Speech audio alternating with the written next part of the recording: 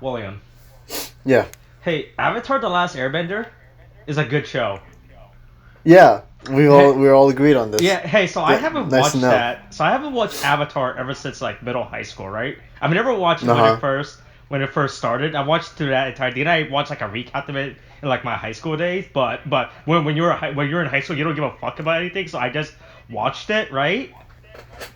Yeah. Right. But now that I'm older and I'm rewatching now because it got added to Netflix. I'm going through the series. This show is really you. As a kid, you don't consider it anything. But Mhm. now, as an adult, when you watch it, well, this show it was way more advanced than it. I won't say advanced. Fuck, what's the word? Fuck, what's it? It's like it has a very nice quality to it or something. I don't know what you're looking for, but It's way it's you take in so much more when you're watching it again as an adult. yeah, When you you watch, realize when you're a kid, you take things like that for granted, like how yeah, good it was. yeah, but now that I'm rewatching, I'm actually going through this now because I haven't kept up with Avatar. I mean, I watched Korra, but no one gives a fuck about Korra, right? Yeah, yeah. Yeah, but no one gives a yeah. But now that I'm rewatching the Avatar, now I'm just going through Avatar again because I got added to Netflix and because we're still dying outside because the world is still on fire, right? Yeah. This show really means a lot. Yeah, yeah, I know. It's like you look back and it's like, man, wasn't I spoiled with TV? Yeah, yeah. Hey, yeah. It's the nostalgia I want to watch to feel happiness again, like in my innocent youth that In no my longer innocent exists. youth. That no Jesus. longer exists in my modern day age of an adult. God It's damn, the happiness I dude. try to find in my dark life. Avatar: The Last Fucking Airbender is the light in the darkness. nice. It's just like you just need that nostalgia to heal me and Yeah, yeah, yeah. shield me from the horrors Remember, of the as a world. millennial, I hate nostalgia, but Avatar is the only thing that gives me that gives me happiness for a feeling of happiness that I no longer have. Don't worry, Avatar doesn't count as nostalgia. It's too recent. Oh, It's too recent to be it's too nostalgia. recent. It's too The recent. series 14 years old. Yeah, but look, man, it's not 15 Oh, years is old, that okay? 15? It's not 15 years old. When Avatar: The Last Airbender is 15 years old, then you can be nostalgic about it. Yes, exactly, Austin. So look, look. It's like we were born too early to explore the world. No, to fucking what was it? To explore We space. were born too Born too late. late to explore the world, right? But we were born just in time for Avatar to be not nostalgic. Oh Okay. well, we were born just in time to watch Avatar: The Last Airbender. Exactly, we were born just in time for the Hey, show. you know what the best thing about Avatar: The Last Airbender? Uh huh. This show has more content than Miss Fisher in the Crypt of Tears. That's the Oh my god! segue. That's the What segue. what a nice segue that Yeah, is. hey William. So this movie is very confusing because we just chose it at random, right? We went into this Yeah. movie but apparently this is based off a television show that we never heard of that Yeah. existed. So So it's. Mhm. it's based off like No, some go ahead. Australian TV show because I didn't know they had television in Australia. Yeah, and it's like it's which is like it's a book. It's a bunch of books that was made which they made into a TV show, which they made into a movie here. Yeah. So it's like, man, look at all this content I've been missing out. So apparently, when watching this movie, because we didn't know anything about it, we just chose this movie at random as part of our. But apparently, our theme this week is spy movie for some reason. Nah. We somehow unironically chose a theme when we were picking movies at random. Yeah. Well, I mean, three out of five, spy movies. Yeah, I mean that's still I mean that's 60%, William. Uh, Okay, right, 60%. All right. You know what? Maybe next we'll do an official a spy theme we'll later do on. Spy Week after Steven Seagal Week. Steven. Oh yeah, I forgot we're gonna do that for next week. Oh no. Or whenever the fuck these video gets uploaded. Hey, join us for Yeah. Steven Seagal Week. God. Yeah, but You hey, know, so yeah. mhm. No, you go on. No, yeah, but I'm just wondering, like on the subject of Steven Seagal, Mm-hmm. are Yeah, we let's doing? talk. Are we just doing? I know we're doing the one movie that's basically where he wrote it himself and stuff. But are we doing anything Isn't that else? every movie where he's in it? No, he doesn't write every movie. I know there was the one Wait, that was recent is specifically just I don't know anything Steven Seagal has ever been in, to be honest. I don't know how he's a name, to be honest. What, Steven Seagal? You don't know how he's so famous or whatever. Yeah, I don't ever recall him ever being in a movie.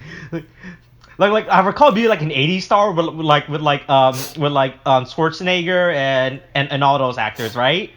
But I don't consider him among them. Like we recognize him as an actor, but we do not grant him a title. We grant you the rank of action star, but not action celebrity. Yeah, like that's the, I don't remember what Steven Seagal has ever been in to be considered a star, right? But apparently he's in stuff.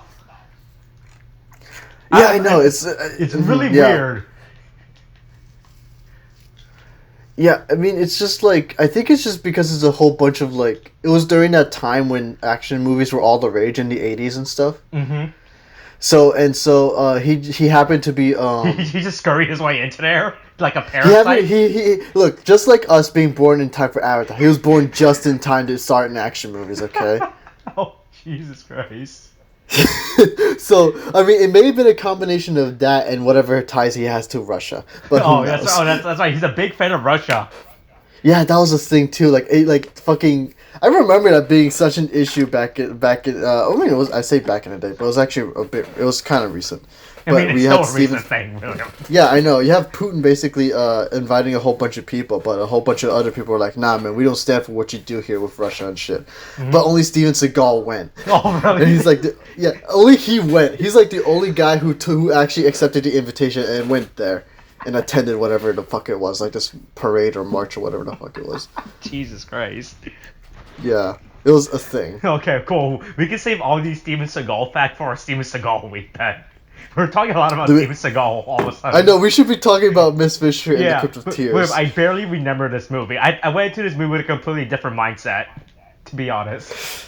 I mean, I went into this expecting, a very decent, spy flick, know? Or like, intrigue or whatever. Because it kind of gave the feel like, of this, lady detective basically globetrotting around while trying to find out this big mystery. I thought this movie was going to be like Carmen Sandiego, honestly. Carmen Sandiego. To be fair, it kind of does feel like that too, especially with how they did it in the beginning. God, the movie's so weird. Because okay, so just it's in. I don't know how to feel about this movie, Austin. Yeah. Because it feels like it's like it just feels so weird. Mm-hmm. You know. Yeah, like I was expecting this to be like some type of Indiana Jones, Carmen Sandiego globetrotting adventure, like, right? Right. That's why because based on the title, The Crypt of Tears, I thought, okay, so she's going on an adventure or some shit, and everything. And then I just read the synopsis for her TV show about how she's like some private tech. I was like, all right, cool, yeah. So it was like Carmen Sandiego, Indiana Jones mix out. I was like, all right, yeah, that's cool. Then I watched it. I was like, oh, then when you're watching this movie, you're like, oh wait, this is not what it seems. I was bamboozled.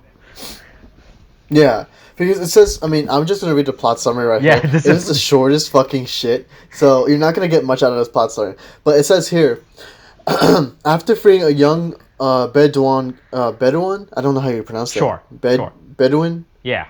Bedouin? But anyway. It's French. After rescuing a young girl, from her unjust imprisonment in Jerusalem, what was it? Well, how did you say that again? Fried? Was it fried? What?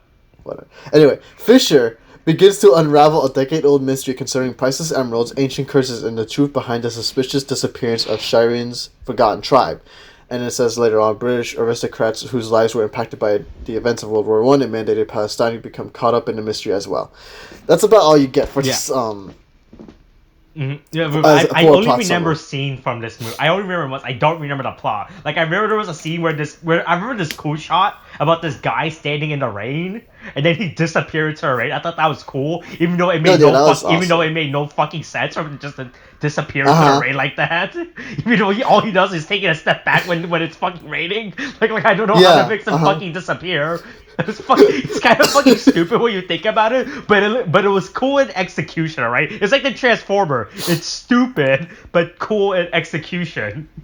Yeah, I mean, I pretty much agree with that. It's kind of how a lot of this movie kind of is. It's like a lot of this is kind of cool, but it's kind of not. Yeah. Is essentially the thing is because first of all, a lot of those cool scenes or whatever are kind of few and far between, and if anything, like this is a feature film. Yeah. And throughout my whole watching throughout this whole film, the problem with me is like I'm watching this and I'm just thinking to myself, this feels like a very over budget TV film. Yeah. You know, but do you think the reason why we don't understand is we don't know anything about Miss Fisher? The fact that we're just we went into this movie by accident. Yeah, sure. Well, yeah, kind of. Do you think if we actually watch the Miss Fisher movie, we will understand so much more context? No, I mean the thing is, I don't think it was even needed to be because, well, again, this film does feel like a kind of thing that would be for people who are fans of the TV show and the books. Yeah. So that there's that, but the thing is, I think aside from like, so that might be a part of why maybe we didn't enjoy it as much. But the thing is, as a standalone, that like while it can play some not lip service, but fan service too, you know, for the fans, it should also be able to like successfully stand on its own, separate from the TV series. Yeah. But in here, it's like, it's very odd because it's like I'm trying to catch up. Like, I mean, there's not a lot to catch up on, and and I wish I kind of cared, but it's like I don't because I don't have the backing of the TV show. But there's this whole relationship between Miss Fisher and this other detective dude. I don't remember who his name was. I think his name was Jack or something, right? Yeah, that's a good name. And so that's a good name. We might as well just call him John at this point. Yeah, or John or whatever. I don't. Yeah. I mean, I can't. I don't remember his names too well. But like, there's this relationship between these two. But then it's just like, you don't really get a lot of that at all. And it's just like we're trying to concentrate on the fucking. You're trying to get more of her character, and then it's just more of her what do you call it? Relationship with other people. We're trying to establish her character here for it. Then it's just like, but. Her character has kind of already been like we don't get to really if you've never been watched any of this before, it's just like okay, this is how she is, this is what she does, okay, just go with it. And so that's kind of how you are. It's not the worst thing, but it's definitely off-putting when you're watching it. Yeah, I'm just skimming through the movie now. There's a bunch of more scenes that are coming up that I don't remember that are just showing up all of a sudden that I'm being refreshed by. Yeah. It's so odd because it's like this movie's like it feels like first of all it feels like the mystery is like okay, I guess, like you're kind of wondering, okay, is this basically the mystery is like I know I read the synopsis, but to give more detail into it, this girl Shireen, I believe that's how you pronounce her name, they lived out in I believe it was Palestine, and she there's this ancient crypt or something. Like she doesn't know what it is, but her mother had this pendant, and so this pendant is like an important key item in the mystery. And so her mother promised at one point she said, "Oh, you know, I will teach you our ways when you grow older, but for now you go and get honey up on the hill, right?" And so she goes up to get on the hill to collect the honey, but then it's she hears shooting when she's done collecting the honey, and then she comes back down and finds her whole tribe is just slaughtered, right? They're all dead. And so like then there's this desert storm that comes in, or sandstorm, and it almost takes her, but then someone saves her life, and so she knows that like they've been killed, but no one else really believed it, if only because all the evidence was buried under the sandstorm. Yeah. So that's kind of what kicks it off. Now, did they ever mention why she was arrested, by the way? What? No, I don't remember shit about that. I just remember scenes. Like I remember I remember there's a scene where she's trying to hide out in public, but she's wearing like the most obvious dress that makes her sticks out for no reason. Like she's trying to snoop around. Miss Fisher? Yeah. Yeah, like I remember the scene. I don't remember shit. I just remember scenes where I remember scenes. Like I remember there was a scene early in the movie where she's snooping around. But she's wearing like a Western dress in a Middle East, right? In a Middle East environment, she's trying to sneak around like a spy, but she just fucking sticks so fucking out of place. It's like the funniest shit. She literally has no reason to be sneaking. Like she does like the whole sneak walking thing where she's hunched back and she's tiptoeing or whatever the fuck, right? But it's like it makes her looks even worse. But you look at the environment around her. It's so fucking stupid. Yeah, I know. The thing is, That's also kind of the problem with this. It's like it's trying to make a big spectacle out of things, but it doesn't quite hit. So like I know what they were trying to go for. Like it's like, oh, she's in disguise. Police are chasing after her, and she's trying to kind of outwit them and run away from them before being caught. But it doesn't really work, if only because we don't get to see a lot of her outwitting the police. She's just like, at least from what I remember, she was on the rooftop and she's running around, and then she's escaping the police that way. Then her dress gets caught and she's trying to like get her dress off, and then she basically ends up taking the dress that's over her the dress, puts it on the police and so that he doesn't see her, and then you see her in her glory and stuff, and then you see the title come up. But the problem with that is, like, first of all, there's not much of her outwitting the cops. It's more of her outrunning them, and just having this one moment where she's like, oh, okay, I'll just blind him for a moment.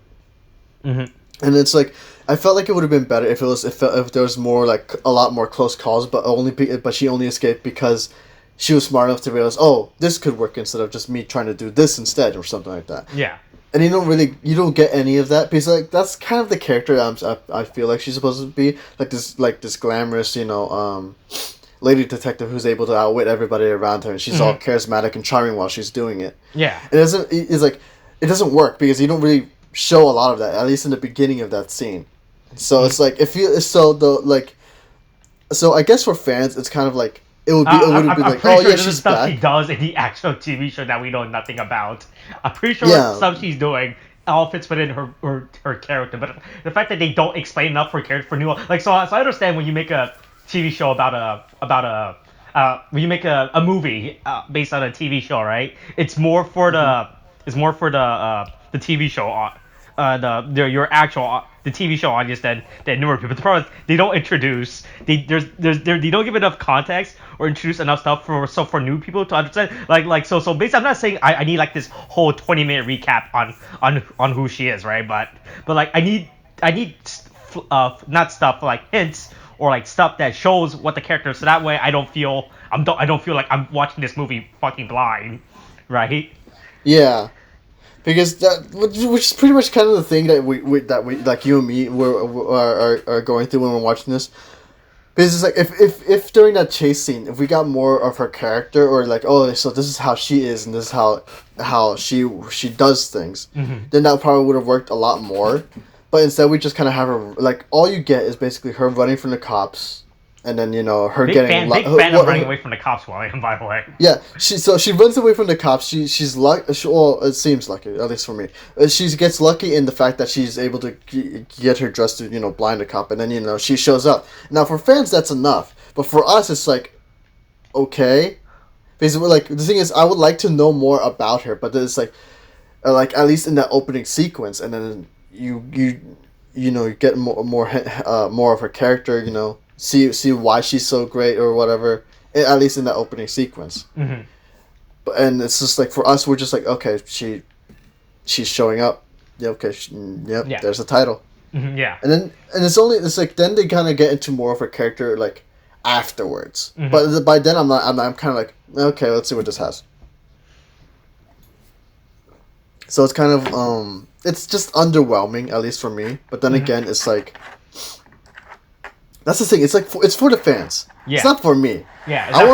It's definitely not a movie to introduce people to the franchise. This is definitely something that's post franchise for you to enjoy. Yeah, and it's just like, I kind of wish it was more. I kind of wish they put more in trying to get like, at least get, like, people like you and me, Austin, into the movie or into the franchise. But it's just it doesn't quite hit, at least for us. Yeah. And so it's very confusing. It's just it's kind of like, okay, well, this movie's not for us, but we'll watch it anyway because yeah, we'll see how we started. We'll see how it goes. We there's no one way in, no way out. You can't pause a movie, William. You can't pause that movie. You can't pause. As soon as you start that movie, you have to watch it. God damn it. But like, okay, so I'm not much on mysteries. I don't watch a whole lot of mysteries so much, but you do, right? Because I know you like Sherlock Holmes or whatever, right? Yeah, yeah. Hey, I love my classic Sherlock Holmes, not the new age Sherlock Holmes story. No, my God. Oh God. Wait, is that show that you were watching, by the way, is that finished? Where like it's a female Sherlock Holmes or whatever? Oh, Miss Sherlock. Oh yeah, that show ended like that. That's a good show. Hey, Miss Sherlock is a good show. Hey, by the way, watch Miss Sherlock, people. I thought you had problems with the whole. Oh no, or was it the only one No, no, no, problem no, that no, you no, had that with was the a whole- that was a different Sherlock Holmes. I was watching some shitty Sherlock Holmes anime where Sherlock Holmes is just is even that great. No, that was a Sherlock Holmes anime I was watching. That one Oh, it was sucked. an anime. Okay. Yeah, that one sucked. Miss Sherlock. Hey, that's a good show. That's a good new age Sherlock Holmes. Okay. So wait. So how would you rate the mystery for this one? Because I didn't find anything to be too invested in. Rather just this Well, mystery. the problem is since I didn't know. I wasn't really that into this movie, so I was very confused about what was going on. So I just said there was like this magic crystal, and then apparently there was like this whole conspiracy going on around it. So I was like, all right, that's fine. Yeah. I was like, that's fine, but I was like, oh, okay. But there was really not else much that was going on as far as I could tell. Uh huh. Because I was So- 50%, 60%, 50 to 60% into this movie when I was watching. I was like, oh, okay. And then I was like, oh, I was just waiting for this movie to go over because I was very confused by everything in this movie. Yeah. Because it's like, as far as mysteries go, this seems rather, I don't know if it's rather like, ow, it's not very interesting to me, if anything, because well, the mystery here is the fact that like the people who basically the reason why her family was slaughtered is because they you had these three people who was it was what was it the anyway there's these two brothers, this other guy, I think it was Templeton was his name. Mm-hmm. Unless those were the brothers, I have no idea who's who. Let's see if the IMDb page for this movie has a better summary than the Wikipedia page. Okay, let's see. Okay, well that did not help. That storyline did not help. Okay, there's a lot of trivia. There's a lot of trivia for this movie. That's good to know, William. If you ever want to know trivia for this movie. Oh, okay. Hey, wait, did you know this is set after the third season of the show? Whoa. Well, maybe that's why we're so fucking confused. We missed out on 3 seasons worth of context for this Jesus. movie. Okay. Yeah. Okay. That figures. Mm-hmm. Yeah, like if this movie was made after the first season, I wouldn't go as hard on it. But that this movie was made after I was like, oh wow, yeah, this movie is definitely not for us. Yeah, it's definitely not for us at this point. Yeah. Yeah. Oh like, my God. Oh hey, there's a lot of goofs in this movie. Hold on, let's read these not Wikipedia. These fucking IMDb score. Okay, this person gave it a 5 out of 10, 5 out of 10, 6 out of... Okay, well, these are all just 5 out of 10 reviews. All right then. From people who actually watched the show. Oh, really? Wait, Yeah. is it the show or the movie that you're talking about? I think these are people who are fans of the shows who are watching and reviewing as a movie now. So these are people who actually know the franchise as well.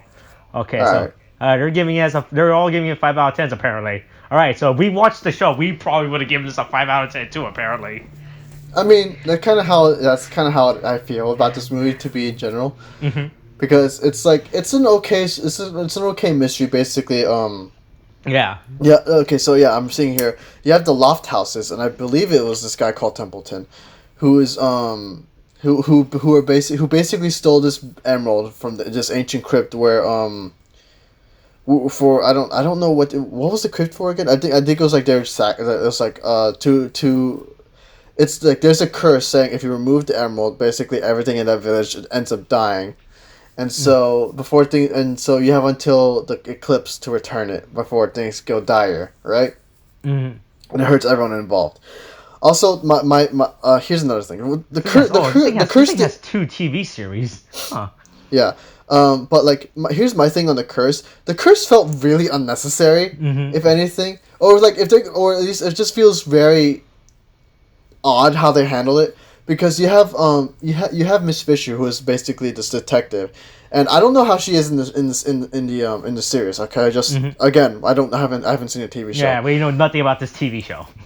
Yeah, but like the way I see it is like she's a very charismatic and intelligent woman, but then she kind of puts a little too much stock in the fact that it's like it's an actual real curse and says, "Oh, we have to return it."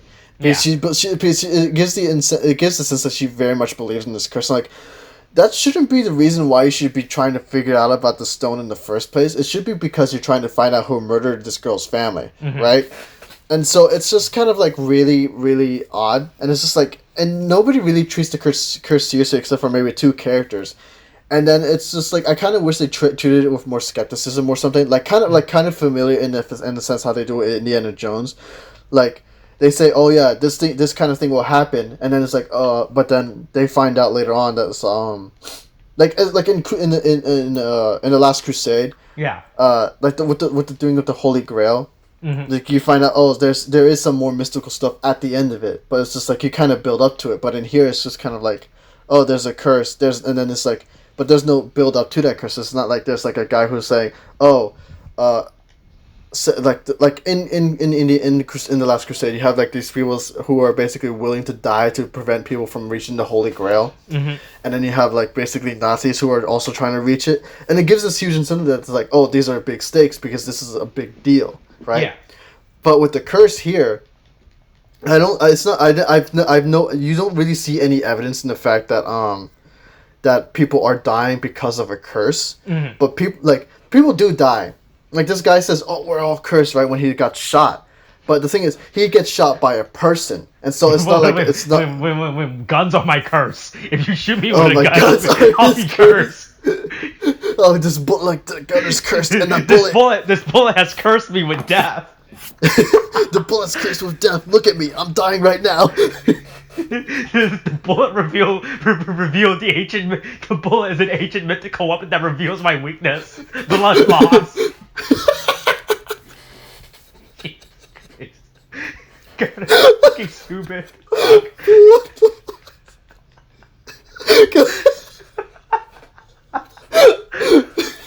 That's fucking stupid. I hate this joke now. Fuck. I really hate this joke. Austin, write that joke down because that'll be good for Gunthika, okay? That'll be good for Gunthika. This be a fucking throwaway line in the movie. It'll be a throwaway line in the movie. Guns are my curse.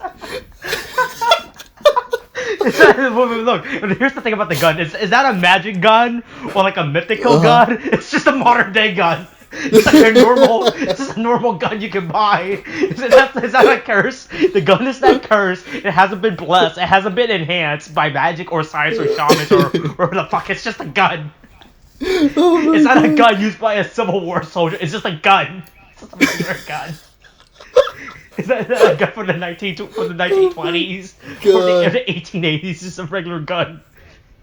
Because I'm in a future gun. Jesus fucking Christ. Okay. God, I hate this now. Anyway, back to my original point. The thing is, you don't have people dying from seemingly from what is seemingly a curse. You have people dying from other people. Yeah, not from natural things. Yeah. Yeah. So it's like if you made it seem like there was an actual curse, like things that you just can't explain why a person would die, especially if it's around the emerald that they had or like the fucking pendant, then I would have believed it. Then I was like, okay, now I can see why you would think that you should return it because of a curse, right? Then I would accepted it, and then at the ending, when the whole crypt is like falling down over itself and shit, I would have believed it. But it just felt so like it just feels like it's there, Yeah. And so like the curse doesn't do much for anything, and also I kind of hate the villain because the villain is revealed like I hate it so much, but it's like the villain all along was the butler. It was the butler all along, And I kind of hate it. It's kind of a meme or a joke in like fucking in fucking mysteries or whatever. Yeah. And it's just like I wish like I kind of wish there was more to make it make you think that it was the butler if anything. Because it kind of throws you clues to like, oh, what, like this guy's involved, right?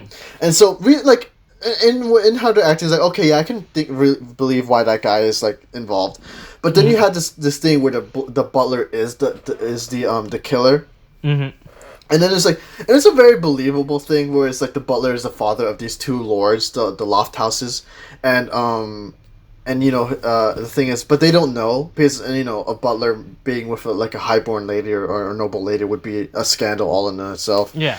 But like, the thing is, I wish we kind of saw more of that. The thing is, it's said here that like the butler kind of treats one son better, than treats the other son worse. Mm-hmm. And so, I wish we got more of that, but then we could be like, what's this butler's deal, right? Yeah. And then, then we could have, like, looked into that more, and then it would have made, like, his whole thing with, like, him being revealed to be their father would have meant so much more. Yeah. But it's just kind of, like, at least for me, it just seems thrown in.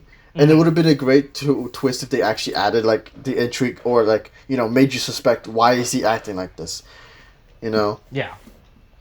And so that would have been fine. But again, it's like otherwise it's okay. Like, I don't dislike the character.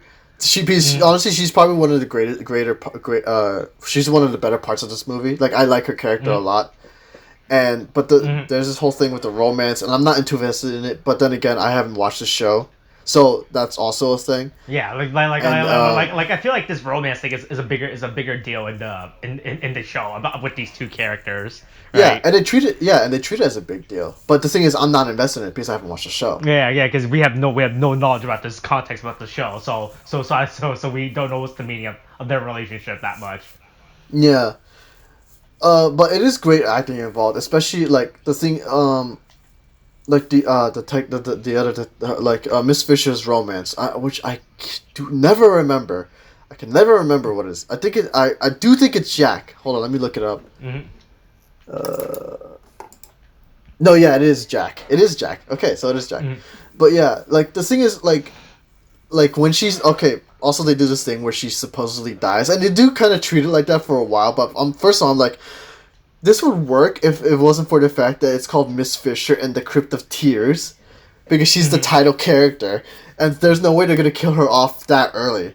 Or like the thing is, they kind of treat like but then I was kind of expecting it to be like, oh, maybe she had to fake her death for some reason, and then we find out later on. Like, we go through Jack's perspective, we kind of like figure out her character through his perspective and his talking with other people who were at the funeral, and then he starts finding clues about Fisher. And then he also learns about what exactly happened to Fisher from Shireen. And then those two together find Fisher later on, and they join up, and then they start going off to solve the mystery together. Yeah. And that would have been neat too. I would have liked that a lot better. But like, because then you kind of get the sense like, oh, this is why people care about her. This is what she's done. And then it was giving me more like, this at least made me understand like, oh, why you care so much, and why why you love her so much, that kind of thing. But she comes back, and it's not the worst thing. But it's like, at least for TV, for the TV show, or people who watch the TV show, when she comes back, it's like, oh, look, you see, she's alive, and she comes back in great fashion, and she does, right? Yeah, but I feel like this is something she does a lot in the TV show. I feel like she fakes her death a lot, and whenever she comes back, she always pulls like this unneeded stunt just to fucking show people that, oh, nah, you can't kill me, bitch. Yeah, and it's just like. It's not the worst thing, but I felt like if what I said, it would at least brought new people into it, like wondering, oh, why Fisher is a big deal, and then once you know why, and then you care about that, and it's like, man, it's kind of sad that she did die, and then she comes back, and you're like, hey, and it's like you see like the whole complicatedness between those two, and then you kind of like, after learning that he loves her so much through these other conversations, him interacting with Shireen or whatever. Then you would have had it so that you get the new people invested into the relationship, and then that would have worked a lot better, into me wanting this relationship to work between these two, and the relationship does work between these two, but I'm not invested in it. That's the thing. So it's like, from what I'm suggesting, that would have gotten me invested, but it's not needed because there are people for the TV show who are already invested otherwise, and this movie is pretty much for them. Yeah. So like. As a movie for TV show fans, I would expect that this is probably a great return, or like they just or they're like, oh yeah, look, she's back, it's great, and that's fine. It's not a bad movie, but it's like, at least for me, at least someone who's new to the series, who's giving this movie a try, it doesn't get me invested or to care for it at all. And so that's kind of what's biggest. That's probably one of the biggest reasons why it doesn't sit well with me. Mm. Because it's not a bad movie. It's decent. It's Yeah. like, if anything, I give it a 5 or a 6 out of 10, right? Yeah.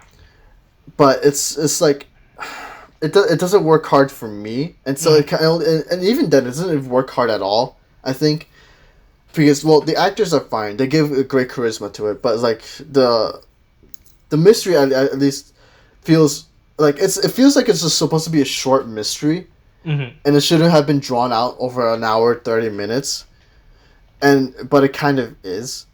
And I felt like it would have been better if this was like maybe a short, like a 50-minute movie. But like, because it feels like it's a movie that's only fit to last for as long as a TV film should, you know, and it feels way too stretched out. The spectacle is okay. Like they didn't have the greatest budget, because I'm seeing here they had only an $8 million budget.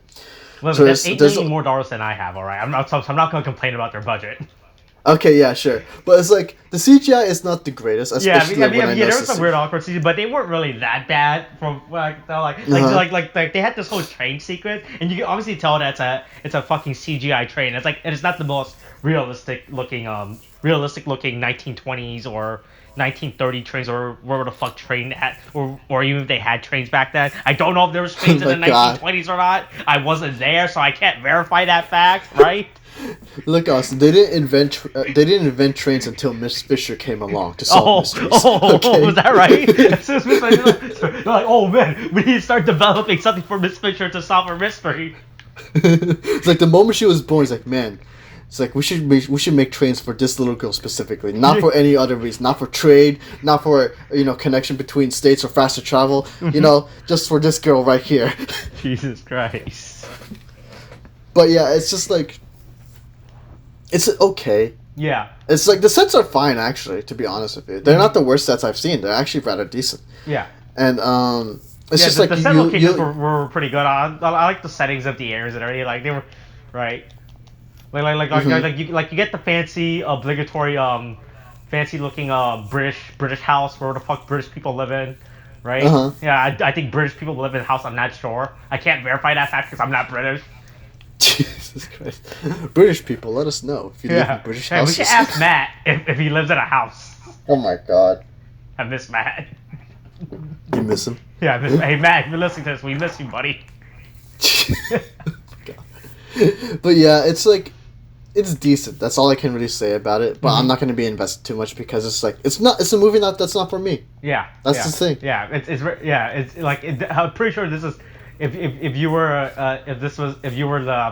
watched the show and then you watch the movie, you would make more sense of it than us, right? Yeah.